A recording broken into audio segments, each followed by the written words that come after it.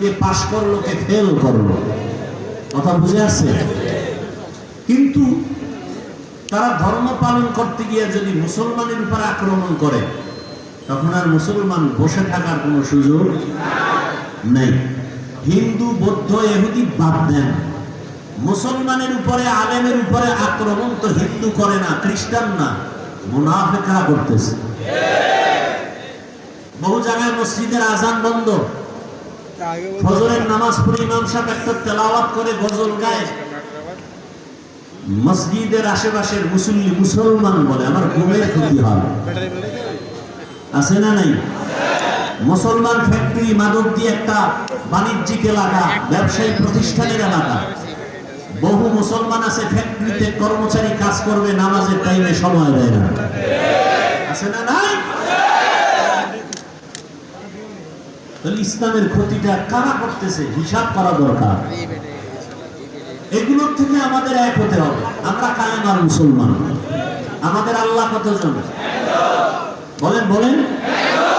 আপনাদের আল্লাহ আলাদা, আমগো হুজুরদের আল্লাহ আলাদা, তাবলীগ চরমনের আল্লাহ ভিন্ন, আর সবার আল্লাহ রসুল, কোরআন, কাবা, ধর্ম, কালেমা।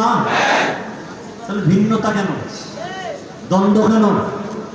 দুনিয়াতে আসছি সিস্টেম, বিদায়বেলা কাফনের সংখ্যা, সারা দুনিয়ার পুরুষের কাফন কয়টা, মহিলাদের কতটা, কালার হবে আলাদা, চরমনাইওয়ালাদের কাফনের কালার একরকম, তাবলীগওয়ালাদের কাফনের কালার ভিন্ন।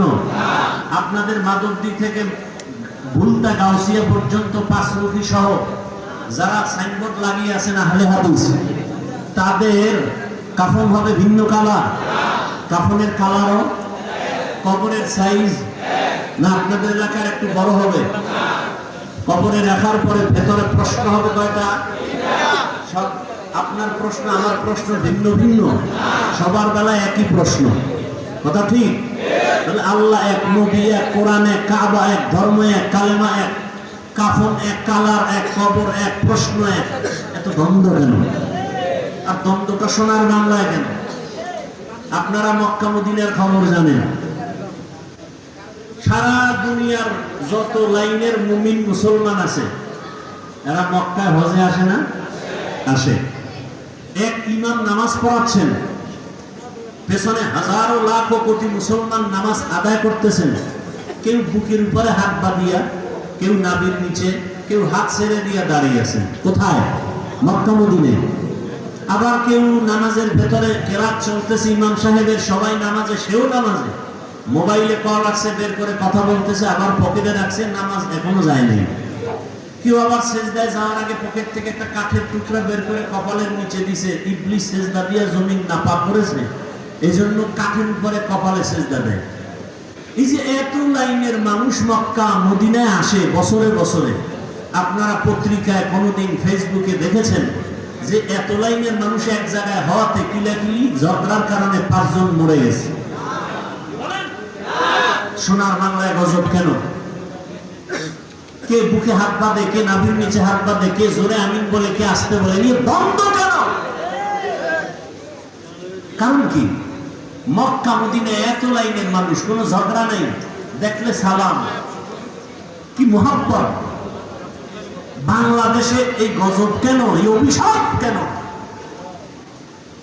এত ঝগড়া কেন? তারাবি নিয়ে ঝগড়া, মানুষ মরে গেছে জানাজায় যাবে, সেখানে নিয়ে ঝগড়া, আলহামদুলিল্লাহ পড়বেন না পেছনে পড়বেন না, এ নিয়ে আরেক জানেন। এটা শুধু আমাদের অন্তরে তাকওয়া বেশি, এই জন্য না হিংসা? হ্যাঁ, উল্টা আমাদের বলে আমরা হিংসা করি।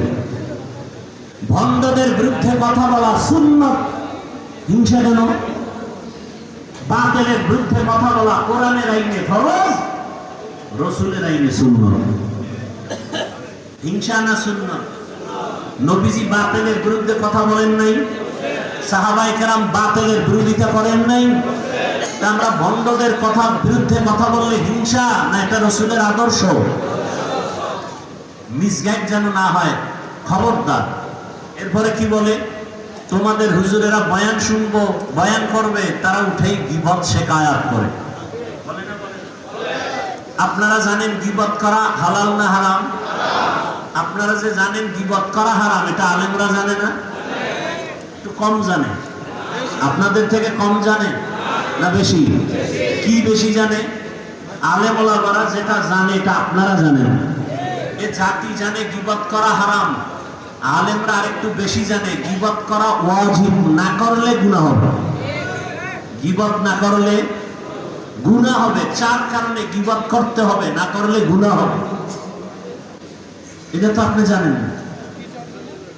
ইসলামের ব্যানার নিয়ে, ইসলামের কালেমা নিয়ে, ইসলাম নিয়ে যারা ময়দানে ভেজাল ছড়ায়, উম্মতের মাঝে ডিভাইডেড তৈরি করে, দ্বন্দ্ব ছড়ায়, তখন আহলে হক আলেমের উপরে দায়িত্ব ওই ভণ্ডদের মুখোশকে উন্মোচন করা। এটা গীবত হলেও সওয়াব, এটা গীবত হলেও সওয়াব। কথা বুঝে আসছে? আল্লাহ বুঝার আমাদের তৌফিক দান করে। আমার তেলাওয়াতকৃত আয়াত আর হাদিসের তরজমাটা বলে নেই, এরপরে আপনারা ধৈর্য ধরে বসলে কিছু ব্যাখ্যা শোনাবো ইনশাআল্লাহ। বিসমিল্লাহির রহমানির রহিম। ওয়াল আসর, আসরের শপথ। ইন্নাল ইনসানা লাফি খুসর, নিশ্চয়ই সমস্ত মানুষগুলো ক্ষতিগ্রস্ত জাহান্নামী। ইল্লাল্লাযীনা আমানু, কিন্তু যারা ঈমান আনবেন, ওয়া আমিলুস সালিহাত, আমলে সালেহ করবেন, ওয়া তাওয়াসাউ বিল হক, ঈমান আমলের দাওয়াত যারা অন্যকে দিবেন, ওয়া তাওয়াসাউ বিস সবর, ঈমান আমলের বিরুদ্ধাচরণকারীকে বাধা দিতে গিয়ে ধৈর্য ধারণ করবেন। এই চার গুণওয়ালারা জাহান্নামী না, বাকি সব জাহান্নামী। রহমতের নবী বলেন, মাইয়ুরিদিল্লাহু বিহি খায়রান ইউফাক্কিহু ফিদ্দীন, আল্লাহ যার কল্যাণ চান আল্লাহ তাকে তাফাক্কুহ ফিদ্দীনের মাকাম দান করেন, দ্বীনের সহিহ বুঝ দান করেন। আল্লাহ যাকে ভালোবাসেন। দ্বীনের বুঝ পাওয়া এক জিনিস, আর দ্বীনের জ্ঞান অর্জন করা ভিন্ন জিনিস। দ্বীনের জ্ঞান অর্জনকারী বা করা, এটা তাআল্লুম ফিদ্দীন, দ্বীনের জ্ঞান অর্জন হিন্দুও করেছে। আপনারা এই মাদকদি স্ট্যান্ড থেকে একটু সামনে আগাবেন, ওখানে একটা হিন্দু ভাইয়ের নাম লেখা আছে, একটা সাইনবোর্ড ছোট আকারে। ভাই গিরিশচন্দ্র সেন, এরকম বহু আল্লাহর বান্দা বিধর্মী, কিন্তু ইসলামের জ্ঞানে অনেক জ্ঞান রাখে। আমাদের বরিশালের ভাষায় আমি শব্দটা বেশি বলি, বেশ্যা। বাংলাদেশের এক কুখ্যাত বেশ্যা তাসলিমা নাসরিন, অথচ সে এমবিবিএস ডাক্তার। এমবিবিএস ডাক্তার, সে বলেছে আল্লাহ জালেম।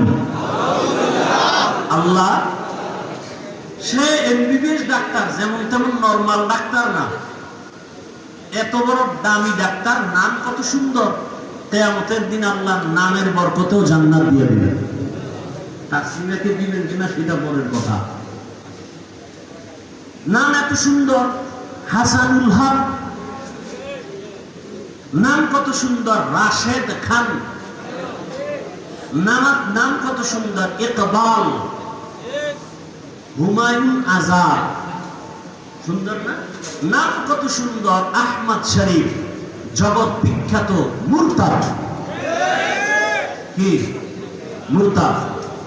নাম কত সুন্দর, সালাহ উদ্দিন, সালাহ উদ্দিন। এত সুন্দর নামের ভেতর, পর্দার ভেতর এত আকাম কেন? হয় উপর ঠিক থাকলে কি হবে, কলব ঠিক নেই। সারা দুনিয়ার মানুষ বাংলাদেশে বিলবোর্ডে লেখে, দিনকে বদলে দাও, দিনকে বদলে দাও। সব উলামায়ে কেরামের মিশন একটা, দিলকে বদলে দাও, দিল। দিল সারা দুনিয়াবাসী কি বদলায়? দিন। উলামায়ে কেরাম কি বদলায়? দিন। দিল বদলাইতে পারলে দিন বদলে যাও বলতে হবে না, অটো দিন বদলে যাও। দিলকে বদলাতে হবে। রাসূল দুনিয়াতে আসছেন মক্কা নগরীতে এসে, দিন বদলায় নাই। কাফের মুশরিকের কি বদলাইছেন? দিল বদলাইছেন। যে কারণে তরবারি নিয়ে রাসূলকে হত্যা করতে গিয়েও 27 বছরের যুবক কালেমা পড়ে মুসলমান। নাম কি? কেমন মুসলমান? যে শয়তান দেখলে ভয় পায়। আমরাও মানুষ, তারাও। আমরা কেমন মানুষ? বাঘ দেখলে ভয় পাই, ঠিক নেই? আর উজানির কারি ইব্রাহিম কেমন মানুষ? বাঘ তাকে ভয় পায়। সেও মানুষ, আমরাও মানুষ, ব্যবধান আছে না নাই? আমরা সাপ দেখলে ভয় পাই, আর তারা কেমন মানুষ যে সাপ তাদেরকে ভয় করেছেন? আমরা বাঘ দেখলে ভয় পাই, আর তারা কেমন মানুষ যে বাঘ তাদেরকে ভয় করেছেন? বাঘকে বলে, এই বাঘ, আমি এখন এই জঙ্গল কেটে বসবাস করব, তুমি তোমার অন্য গন্তব্যে চলে যাও। বলতে দেরি বাঘ তার বাচ্চা কাঁধে নিয়ে কুমিল্লা জেলার একটা থানা আছে, লালমাই থানা। লালমাই থানাতে আছে একটা পাহাড়, ডাইরেক্ট বাঘ ওখানে চলে গেল। কুদরত কার? আল্লাহ। সেই কথা শুই না একদল ভালো মানুষের চান্দি গরম। এটা কেমনে সম্ভব? এটা সম্ভব কেমনে? দিন বদলে গেলে হবে না, দিল বদলে গেলে সম্ভব। আপনাদের এলাকায় গরু দিয়ে হাল চাষ করে না? যারা চাষি গরু দিয়ে চাষ করে এরা বিয়ে পাস? সাধারণ মানুষ, মোটামুটি ভাগরিওয়ালা না? বিড়ি টানে, বিড়ি টানে, নামাজ নাই, দক্ষিণ পশ্চিম চিনে না। এই মানুষগুলো যখন গরু দিয়ে চাষ করে, এরা যখন গরুর সাথে কথা বলে, সত্যটা স্বীকার করেন, তখন গরু শুনে তাদের কথা। গরুকে যদি বলে দাঁড়াও, গরু দাঁড়ায়নি। এই মাদকদিন বিচক্ষণ জ্ঞানীরা শুনো, একজন মাঠের চাষের কথা গরু শুনে, গরুকে যদি বলে ডানে যাও, যায়নি, বামে যাও, যায়নি। একটা চাষির কথা যদি গরু শুনে, একজন তাকওয়াওয়ালা আল্লাহওয়ালার কথা বাঘ শুনবে না কেন? তোমার দিল বদলাতে হবে। আইও, কি বদলাতে হবে? দিল বদলানো। আল্লাহওয়ালাদের সামনে বসো। আমি তো অনেক জায়গায় বলছি, চরমনাই নিয়ে, উজানি নিয়ে সব প্রশ্ন বাদ দাও। উজানির মাঠে যাও, চরমনাইয়ের মাঠে যাও, বয়ান শুনো, সব প্রশ্নের জবাব অটোমেটিক কলমে এসে যাবে, কোনো প্রশ্ন নাই। তুমি বসে বসে কাগজ কলমে হিসাব মিলাও, এই সমস্যা। আর একদল হিসাব বন্ধ করে আল্লাহর দিকে আগায় গিয়ে তারা এখন বহুদূর আগায় গেছে। এরা জিকিরের লাইনে অনেক আগায় গেছে, তেলাওয়াতের লাইনে আগায় গেছে, রুহানি পাওয়ার তাদের এত বেড়ে গেছে, তাদের চোখের দিকে তাকাইয়া কথা বলার সাহস কোনো ব্যক্তির নেই। আল্লাহ হেদায়েত দান করুন। তো আল্লাহ যাকে ভালোবাসেন তাকে তাফাক্কুহ ফি দ্বীনের মাকাম দান করেন।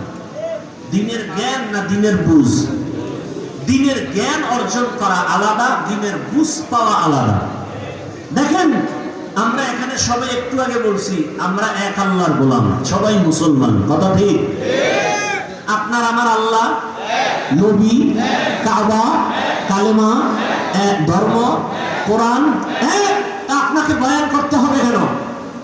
বয়ান তো তাদেরকে করব যারা আল্লাহ চিনে না, নবী চিনে না, কোরআন বুঝে না, হাদিস বুঝে না, আখিরাত চিনে না। আপনি আল্লাহ চিনেন, আপনার আমার আল্লাহ এক, নবী এক, কোরআন এক। আপনাকে বয়ান করব কেন?